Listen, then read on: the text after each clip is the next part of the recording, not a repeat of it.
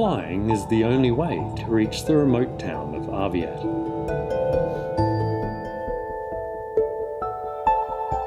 Once you're there, the subarctic landscape turns out to be as hauntingly beautiful as it is achingly cold. Living here has many challenges, as Lorraine Okachak knows well.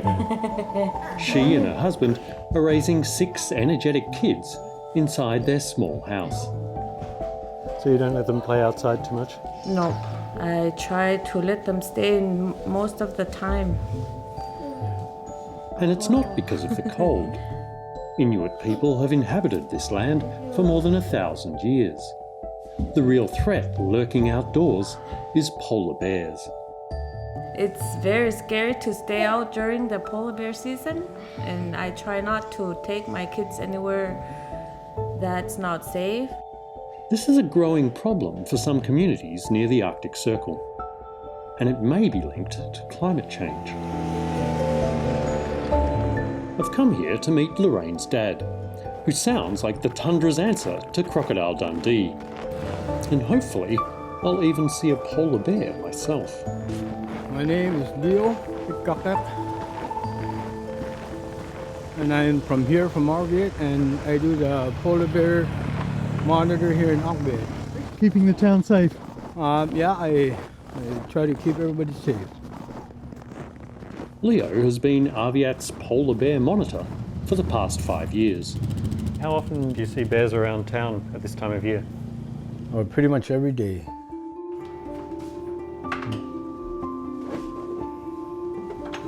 So what's in here? My personal, like my rifle and gun, and my work shotgun.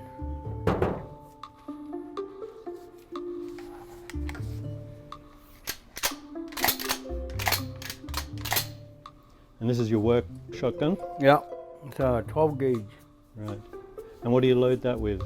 I load that with this kind of, well, these are rubber bullets. Right.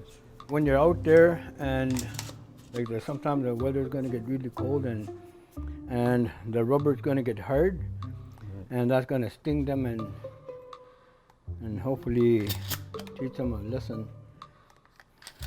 Leo's job puts him at the front line of the increasing interactions between polar bears and humans. And over the years, he's honed his tactics. And this is called a starter pistol. Right. It just makes a really loud bang noise. And is that often enough to scare them away? Yeah. And do you have a gun with real bullets, just in case? Yeah, and I try to play it safe, but if I would ever come up to that, like defend myself, yeah, I will do it. But so far, been good. Like that, I didn't have to put down like a bear. Aside from the danger of polar bear attacks, Leo's grandkids have a pretty normal Canadian upbringing. What's today? Halloween. What do you like best about Halloween? Candy. Good answer. Of course, getting candy usually means trick-or-treating door to door. But Halloween falls at the peak of polar bear season. So to keep them safe from bears, Aviat's come up with a unique alternative. And Lorraine and her family are off to join in. All of them piling into the local equivalent of the family minivan.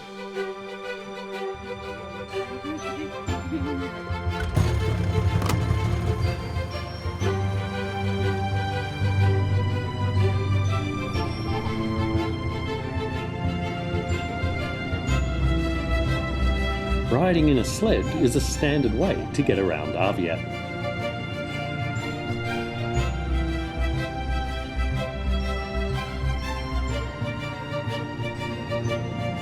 There are about 2,500 people here, and almost half of them are kids under 18.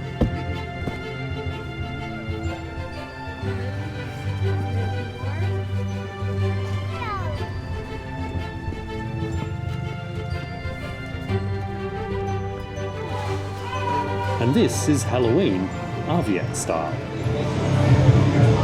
Safely inside, away from the polar bears. Happy Halloween! Happy Halloween to you too! The town council has created a wonderland of childhood terrors, including this one, who's a long way from home. One line, one line. How many bags did you make? 960. Enough for all the kids in town? I hope so. The candy-fueled fun isn't enough to make people forget about the real threat outside. I worry about bears because there's like 9 polar bears each night that comes in to Aviat or outside the community. And they have good reason to be scared. This footage captures what an actual polar bear attack looks like.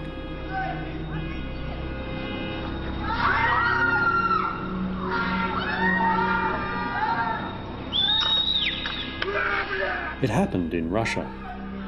This woman survived, but another person was reportedly eaten alive.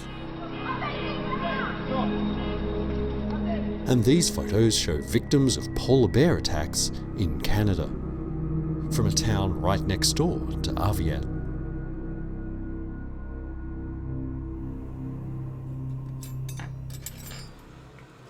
Now I gotta have fuel on my transportation, and I gotta have fuel in my body. In Leo's kitchen, he tells me why his town sees so many bears at this time of year.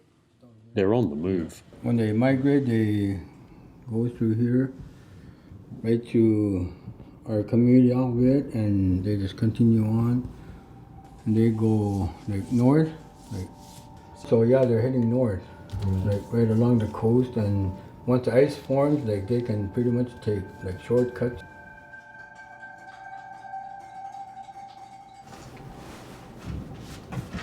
It's nearly time for Leo to start the afternoon patrol. Some pretty serious overalls you've got there. Hey, It gets pretty cold out there, I guess. yeah, it does. How cold are we talking? Like right now, I think it's not super cold, but it's maybe minus 10 right now. But I know it's gonna get colder. And this is slug that I was talking about. I always keep this in one of my pocket where I can just like grab it, load and shoot. I'm always at risk, like being out there alone, and I want to come home safely in one piece to my family. So I always I'm always prepared. Leo's aim is to protect the polar bears from people as much as people from the polar bears. Before he started patrolling, bears were being regularly killed in self-defense. Sometimes there were like maybe 3, 5, or 6 different kills in a year. Yeah, they're pretty smart, and especially the female with cubs, like they're pretty dangerous. You got to really watch yourself, because once they get hold of you, you're history. So.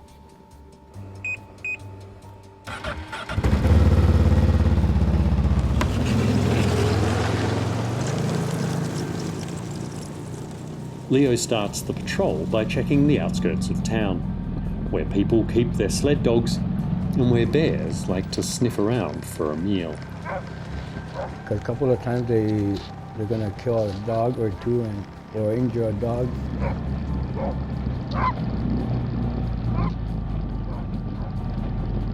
This time of the day, they're gonna be probably sleeping out there, and by the end of the day, they're gonna start moving. As I see the town recede in the distance, I start to appreciate the subtle beauty of this landscape, as well as its potential for cruelty. This icy environment is much more the polar bear's home than it is ours. When the weather changes, they from warm to cold, and that's when they get active.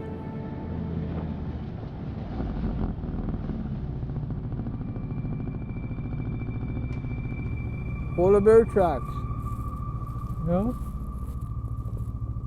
going north. Yeah. Probably we just missed it. Can you tell how fresh that is? Those things are pretty fresh.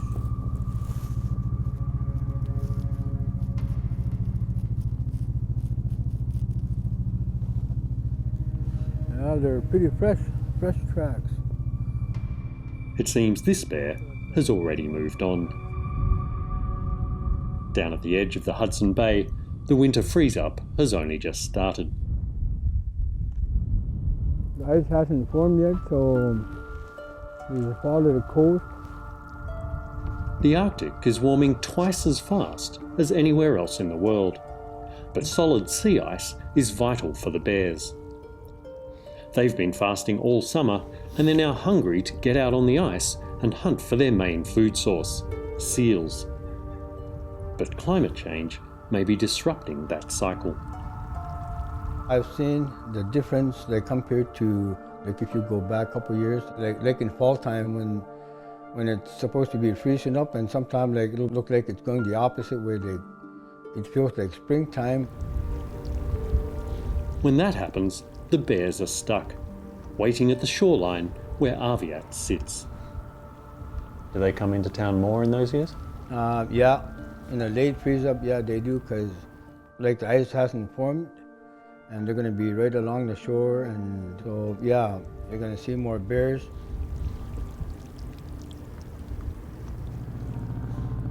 Given the vast areas around town, Leo doesn't just rely on patrols to manage the bears. So what is this? This is our lucky bear trap.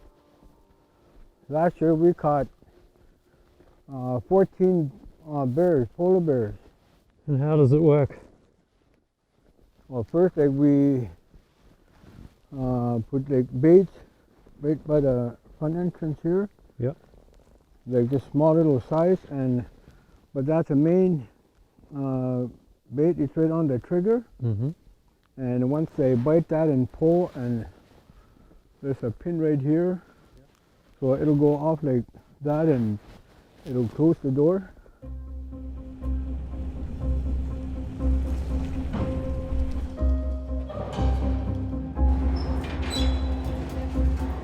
This bear has been captured in the neighbouring town of Churchill, 250 kilometres south of Aviat.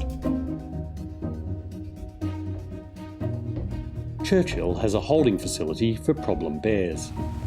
Here they're tranquilised, marked with a green dye, and then airlifted out of town.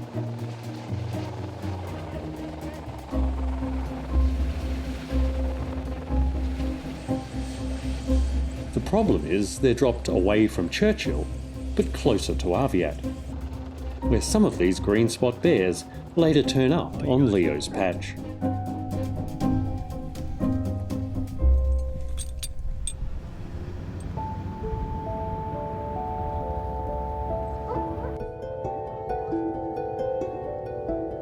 Back in town, Leo takes a well-earned break from patrolling.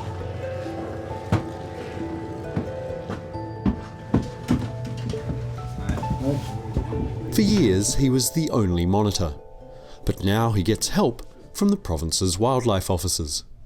And the workplace gossip in their native Inuktitut is pretty special. 5 times trap, what do you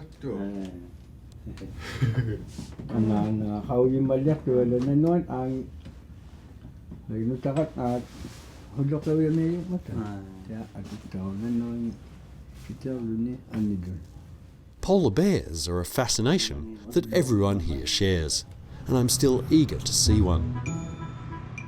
It turns out that making their peace with bears is just one of the ways locals have adapted to life in the Arctic extremes. The basics in the local store include a full range of furs to trim your parkas.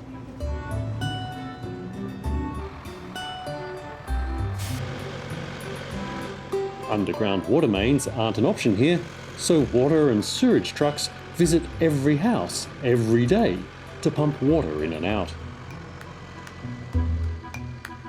Leo Ikake? Yeah, she's working night shift all night. Yeah. He's a good man.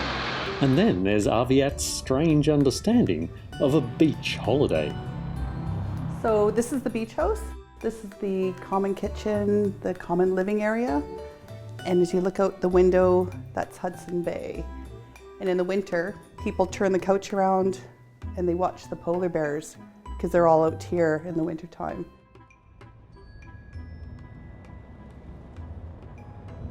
Polar bears are amazing. They're just beautiful creatures. Sheila Crooks is the local hotel manager. She reckons I'll get to see a bear if I take a trip with her to the town dump. So a lot of the townspeople come out to the dump as an easy viewing spot. They do actually. It turns out that watching bears at the dump from the safety of cars is a local entertainment. But as night falls, I still haven't seen one. Good and bad that we don't see them, right? Because technically we don't want them in town. So it's good that they're not out here. It's a complicated sort of relationship because we do really want to see them. That's true, yeah. They're the largest land carnivore in the world, you know? So it's... And yet somehow they come off as cuddling. Yeah, like the Coca-Cola. We're about to give up when there's a movement in the distance. Oh, there's one. There's one, darling. We're going to pull in. I see it. It's by the fence. It's a youngish bear. Not a cub, but still only a few years old. I'm excited to be seeing one, but the fact that it's in a dump is a painful reminder of the impact of humans even here in this remote place. Oh, they're going to bring them towards us. I didn't realise we were going to be quite this close.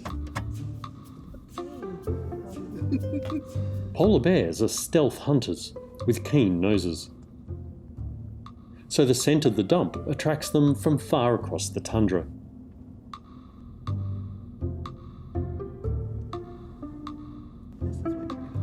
Bears find plenty to eat here. Although their primary diet is seals, polar bears can eat anything from caribou to ducks, berries, seaweed, and humans. Despite that, one local steps out to take a photo. Yeah, okay. Unfussed, the bear eventually wanders off into the night.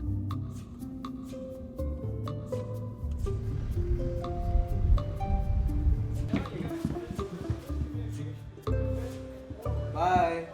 It's my last night in Aviat. Delicious. Leo's wife Doreen and a friend are settling down to bingo, which is played over the town's radio to save going outside. I want to, honey. But while everyone else relaxes, for Leo, it's time to get back to work. Are you liking it, John? You like it? Yeah.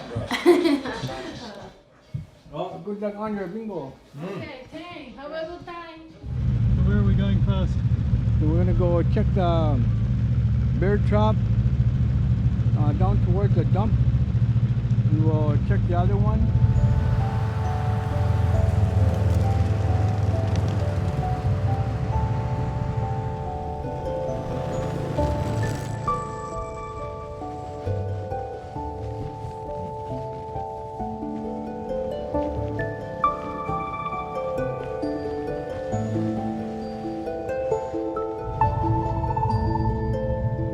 In the driving snow, we come across a family heading home.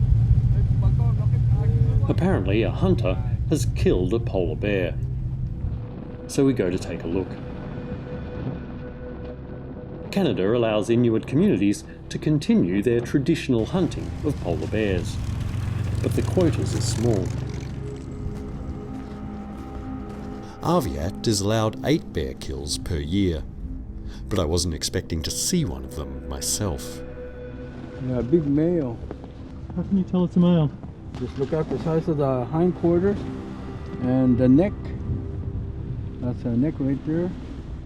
As a city-born outsider, it's a little shocking to see a polar bear reduced to a hunk of meat and a hide. But Inuit people have been hunting bears for centuries, and a fur can fetch up to $10,000. They can either sell it or make clothing out of it. Like wind pans. They can make mitts. Is it soft? Yeah.